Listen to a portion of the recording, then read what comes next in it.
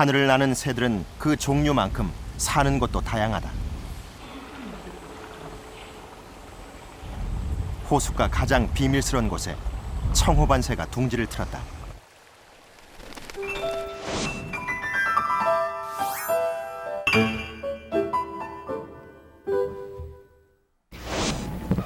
호수가 가파른 흙벽, 청호반새가 구멍을 판다.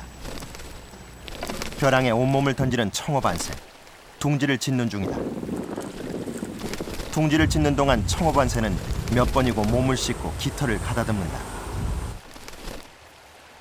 깃털에 묻은 먼지를 털어내고 몸을 가볍게 하기 위해서다. 청호반새는 시야가 막힘없이 트여 있어야 둥지를 트는 새다.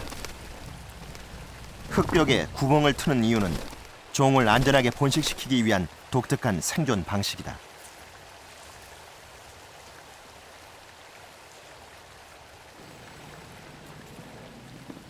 가파른 흙벽과 물가를 오가기를 수차례.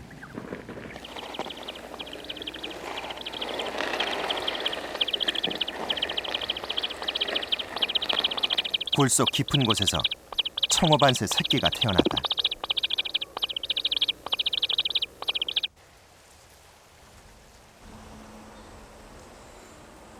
새끼들이 깨어나면 어미새는 부지런히 먹이를 나른다. 다행히 새끼들이 좋아하는 먹잇감이 호숫가의 지천이다.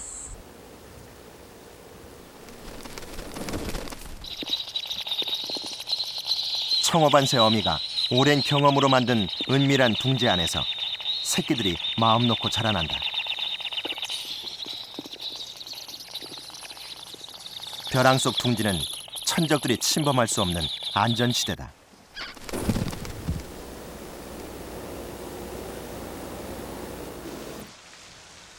동남아에서 겨울을 나고 매년 5월이면 우리나라를 찾는 여름철새 청호반새. 풍성한 먹이와 둥지를 지을 곳이 있는 호수는 청호반새에게 새끼를 양육할 수 있는 최고의 조건을 만족시킨다. 천혜의 환경 속에서 오직 새끼 키우기에 여념이 없는 청호반새. 어미의 탁월한 선택으로 새끼들은 부족함 없이 자란다.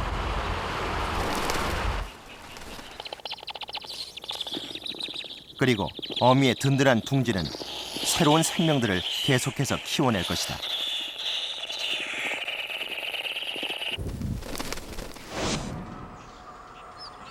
청호반새와는 달리 살던 곳을 떠나 인공의 독특한 구조물에 집을 지은 어미새가 있다.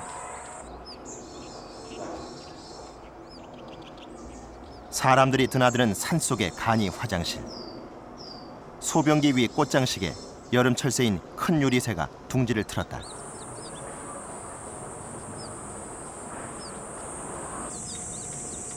여름철 계곡을 끼고 있는 숲에서 쉽게 볼 수 있는 큰 유리새는 암수가 함께 생활한다. 번식철, 수컷은 아름다운 노랫소리로 암컷을 부른다. 노랫소리에 이끌린 암컷이 수컷을 따라 나서면 부부가 되는 것이다.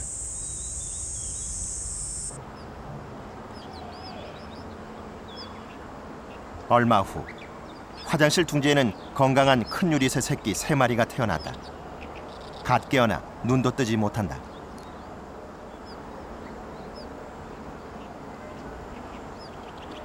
큰 유리새 부부는 화장실과 숲을 오가며 새끼를 키운다.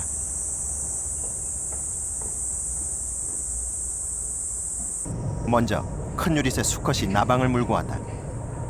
큰 유리새는 주로 수컷이 새끼를 키운다. 녀석들이 더 달라고 아우성이다.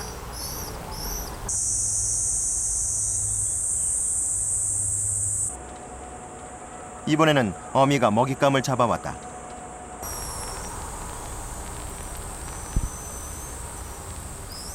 어린 새끼는 먹이를 제대로 삼키지 못한다. 어미가 먹이를 다시 새끼 입 안으로 넣어준다.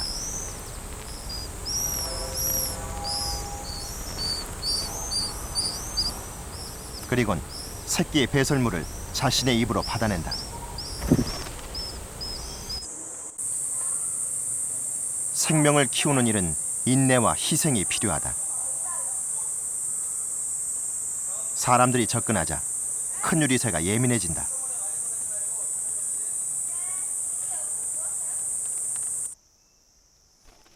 수컷은 사람들이 떠난 뒤에야 새끼들이 있는 둥지로 돌아온다. 아비의 보살핌 속에 녀석들의 먹성이 부쩍 좋아졌다.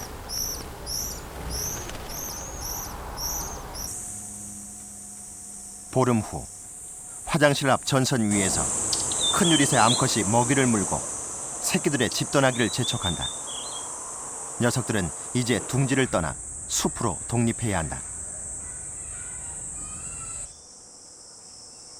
어미의 재촉에 서두르다가 새끼 한 마리가 화장실 바닥으로 떨어졌다. 다행히 다치진 않은 모양이다. 녀석은 얼른 화장실을 벗어나 어미 소리가 나는 숲으로 가야 한다.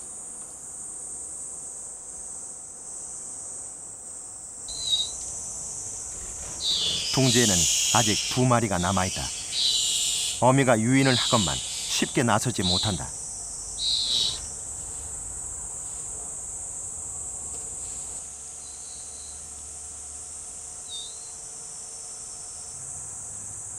화장실을 벗어난 한 마리가 숲을 향해 종종 걸음을 친다. 용기 있게 둥지를 나선 큰 유리새 한 마리. 그러나 숲으로 난 길은 아직 낯설기만 하다. 나머지 2 녀석들을 유인하기 위한 어미의 유혹은 계속된다.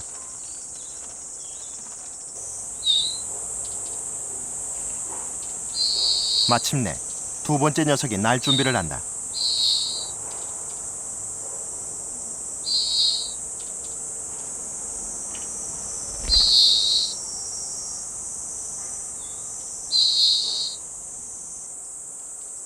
녀석은 떨어지지 않고 제대로 나뭇가지에 앉았다.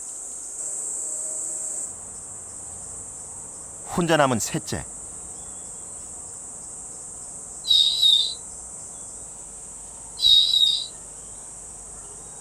어미를 불러도 응답이 없자 용기를 내어 마침내 날아오른다.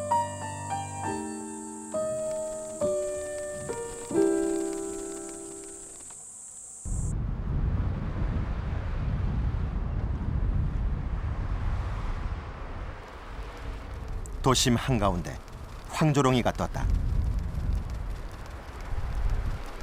황조롱이는 쥐나 작은 새를 주식으로 살아가는 맥과의 맹금류다.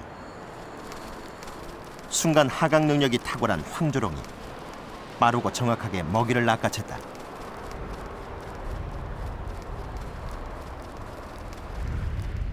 돌쥐를 사냥한 황조롱이가 먹이를 운반한 곳은 팔당대교 교가. 다리에 다다른 황조롱이는 잠시 주변을 살피고 둥지로 들어간다. 다리 교각 아슬아슬한 모퉁이에 황조롱이 새끼들이 자라고 있다. 황조롱이 어미는 도심 다리에 둥지를 틀고 새끼들을 위해 먹이를 실어 나른다.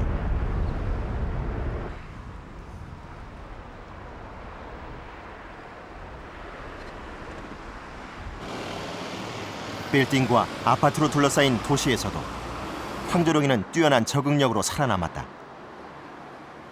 다른 맹금류들과는 달리 넓은 들판이 아니더라도 정지 비행을 할 수 있는 공간과 먹잇감만 있으면 생존이 가능하다.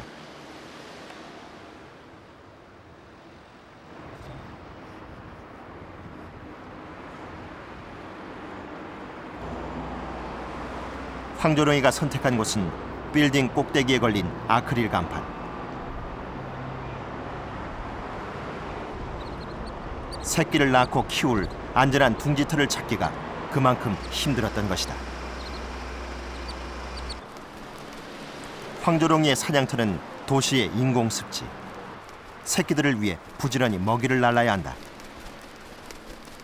이곳에서도 황조롱이의 정지비행 마술은 화려하게 펼쳐진다. 순식간에 먹잇감을 잡아서 낚아올리는 황조롱이.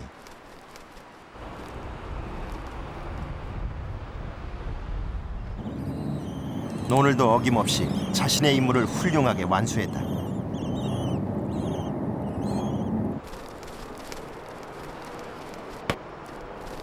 도시의 빌딩 숲은 황조롱에게 둥지를 제공하기도 하지만 때로는 치명적이다.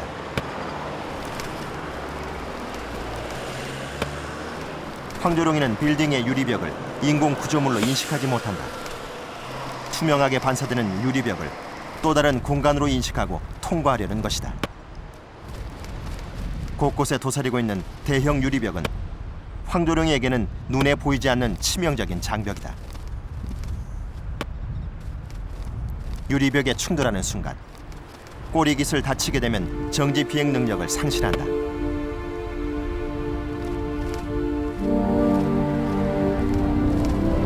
황조롱이는 도시의 빌딩 숲에서 생명을 담보로 비행하는 것이다.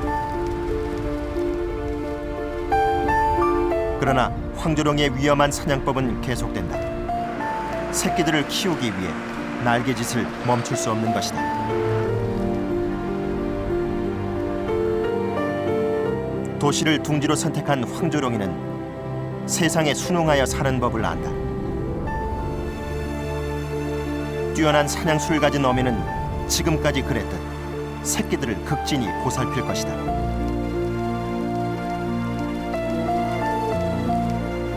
환경을 이겨내고 천적을 물리치는 어미의 힘. 그 속에는 종족 번식을 위한 본능, 그 이상의 야생의 모정이 숨쉬고 있다.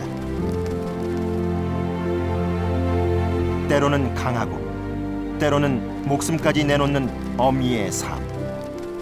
모성은 거대한 야생의 질서를 유지시키는 대자연의 근원인 것이다.